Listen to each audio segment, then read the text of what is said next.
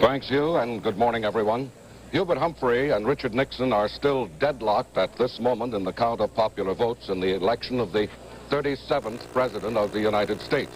And the tabulations show there is still doubt whether either one can get the 270 electoral votes needed to win in the Electoral College. If both fail, the choice of the next president would fall to the House of Representatives. With 88% of the popular vote counted, Humphrey had 43% and Nixon had 43%. George Wallace had 14%. The computers gave Nixon 195 electoral votes, Humphrey 166, and George Wallace 45. Again, remember, 270 are needed.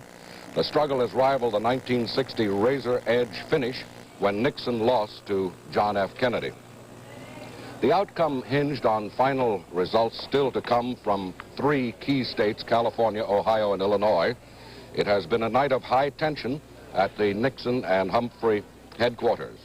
Richard Nixon went to bed at his suite in New York's Waldorf Towers without making a statement, but Hubert Humphrey went to his Minneapolis headquarters at 2:30 in the morning to say that he was at ease, but as he put it, anything can happen. And George Wallace, in a late-night statement at Montgomery, Alabama, said, "It's not over yet."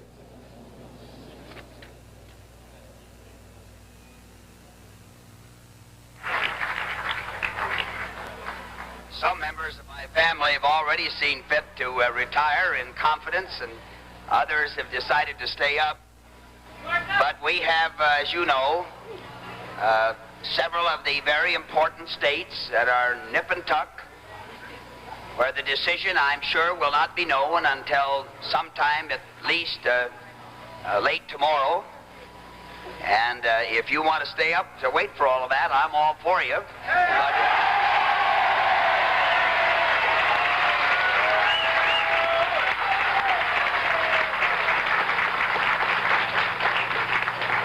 But you've been watching the television, and you've been listening to the reports.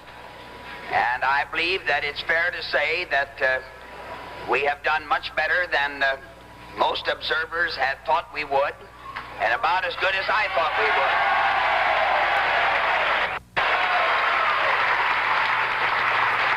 Now, I tell you, you know me, and you know that I'm generally a rather optimistic man. And tonight I feel that way. I feel that this election has been not only a rewarding experience for me, but I feel that by the time that the turn of day comes tomorrow, that you and I are going to be a lot happier and much more cheerful than we are even tonight. Thank you very much. I thank all of you who are here tonight for the great part you've played, not only in our movement in Alabama, but having made it possible to go into other states of the Union, and for the first time in our lifetime to place our party on the ballot in all 50 states. And you can rest assured that this movement has had its impact because of you. And it looks now that we're going to get several millions of votes in the country, and it means that we have spoken for a large segment of the American public. And in fact, as Governor Griffin said, during this campaign, both candidates began to sound as if they had found some speeches written by those of us here in the Coliseum tonight. So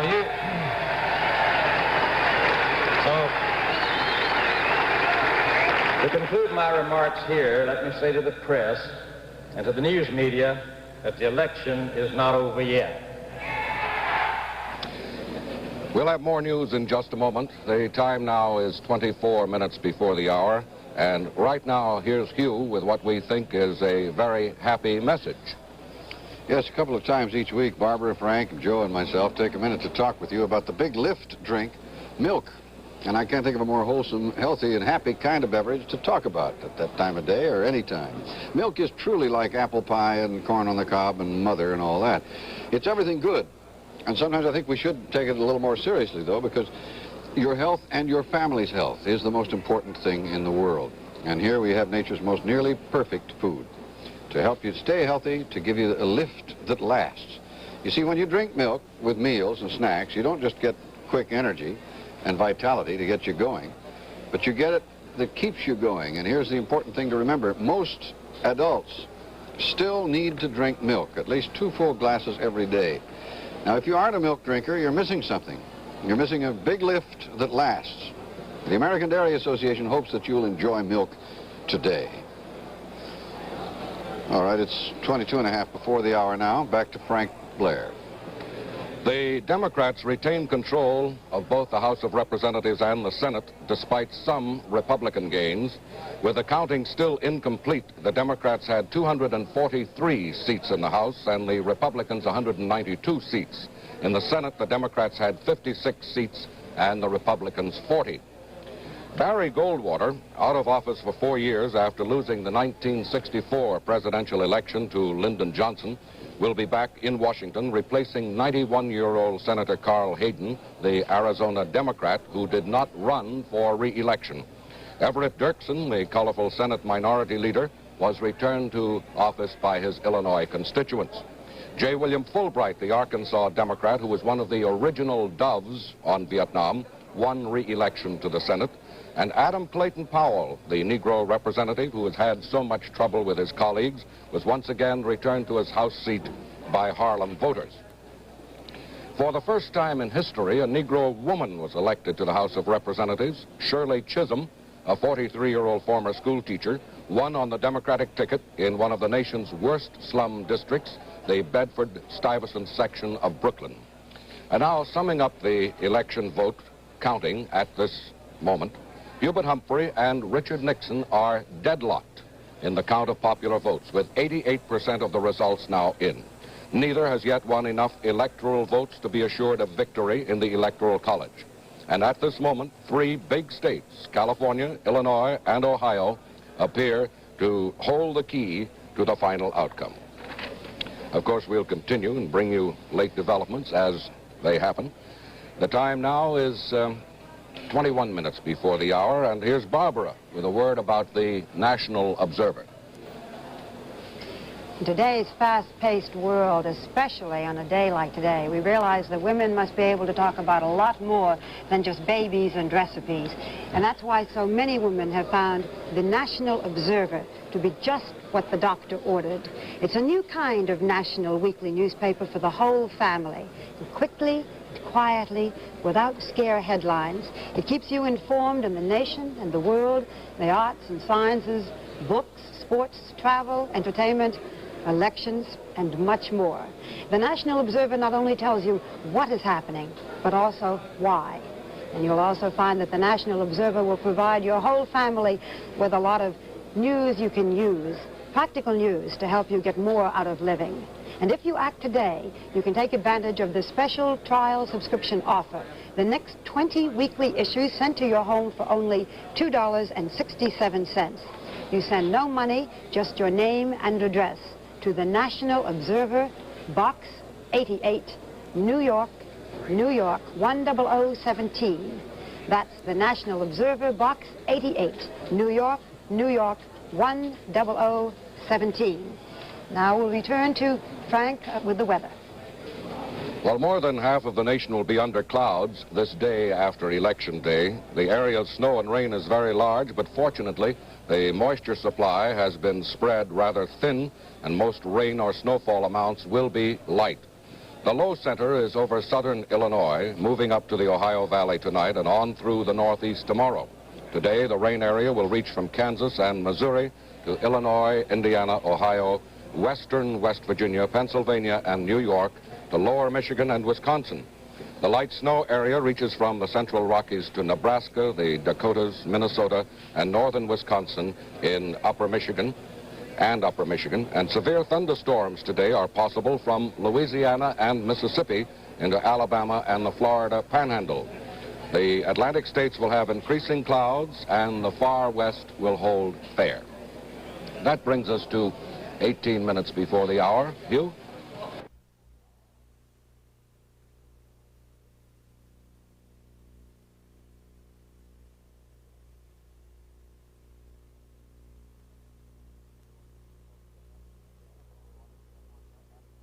Everyone, this is what's been happening. Hubert Humphrey and Richard Nixon are still deadlocked in a monumental struggle for the presidency at this moment in the counting of popular votes from yesterday's election. Two big states, California and Illinois, appeared to hold the key to the final outcome, and Nixon was slightly ahead in all three. And at this hour, with 88% of the popular vote counted, Nixon had 43%, and Humphrey also 43%. George Wallace had 14%. There is now some doubt whether either man can get enough electoral votes to win in the Electoral College. However, Nixon now has 261 electoral votes projected, and Humphrey 166 and Wallace 45. 270 are needed. If no candidate gets 270, then the choice of the next president could be decided in the House of Representatives. Nixon remains secluded through the night in his suite at the Waldorf Towers in New York City. Humphrey, however, appeared at his Minneapolis headquarters at 2:30 in the morning and acknowledged that, as he put it, anything can happen, while Wallace, in a late-night statement, still refused to acknowledge defeat. Some members of my family have already seen fit to retire in confidence, and others have decided to stay up. But we have, as you know, several of the very important states that are nip and tuck, where the decision, I'm sure, will not be known until sometime at least late tomorrow. And if you want to stay up to wait for all of that, I'm all for you.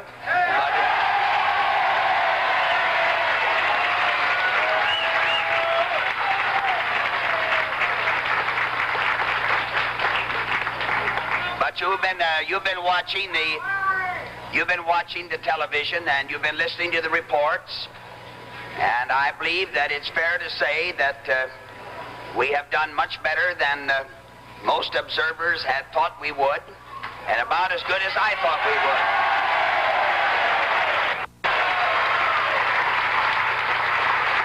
Now I tell you, you know me, and you know that I'm generally a rather optimistic man. And tonight I feel that way. I feel that this election has been not only a rewarding experience for me, but I feel that by the time that the turn of day comes tomorrow, that you and I are going to be a lot happier and much more cheerful than we are even tonight. Thank you very much. I thank all of you who are here tonight for the great part you played, not only in our movement in Alabama, but having made it possible to go into other states of the Union, and for the first time in our lifetime to place our party on the ballot in all 50 states. And you can rest assured that this movement has had its impact because of you. And it looks now that we're going to get several millions of votes in the country, and it means that we have spoken for a large segment of the American public. And in fact, as Governor Griffin said, during this campaign, both candidates began to sound as if they had found some speeches written by both of us here in the Coliseum tonight. So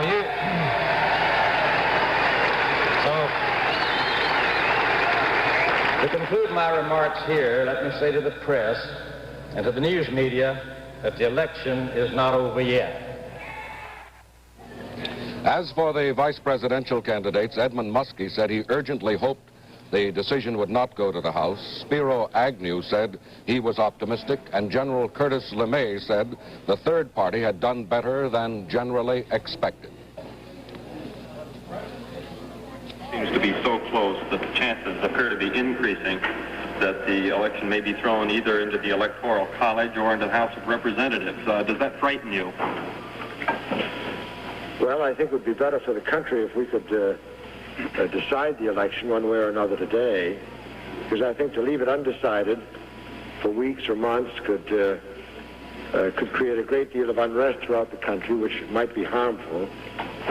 I gather that about 35% of the vote is in, at least it was when I left the motel, and that if it goes into the House, it'll be for a reason we didn't anticipate. That is, the Wallace vote isn't really as strong as we thought it might be. And so if it goes into the House, that are going to the House because the two leading candidates are so close in so many parts of the country. It is a rather late hour, isn't it? Something like 25 minutes of 4.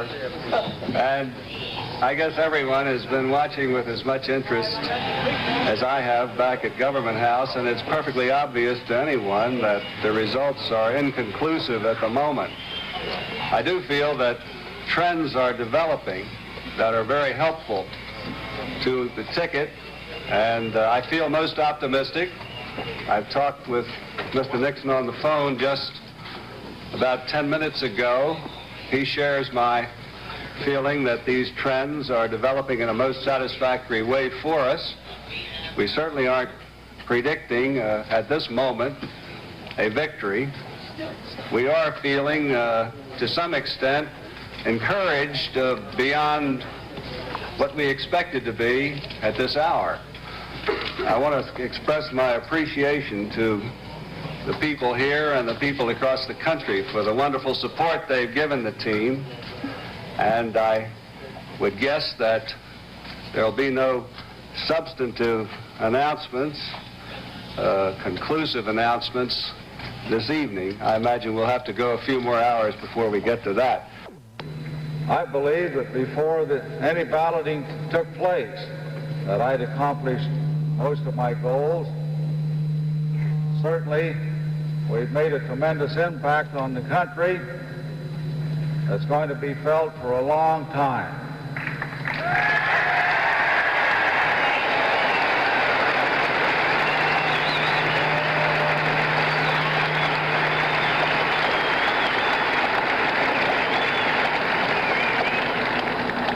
If you add the popular vote of the American Independent Party with the Republican Party, the last figures I saw came nearly 60% of the American people who are dissatisfied with the trend toward socialism that we've encountered in the past 8 years.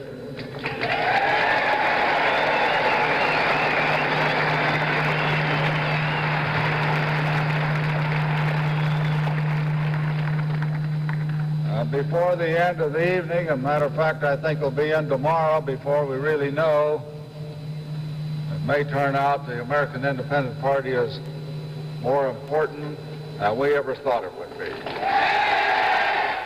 We'll continue with our reports on the election returns in just about 2 minutes. This is Today on NBC.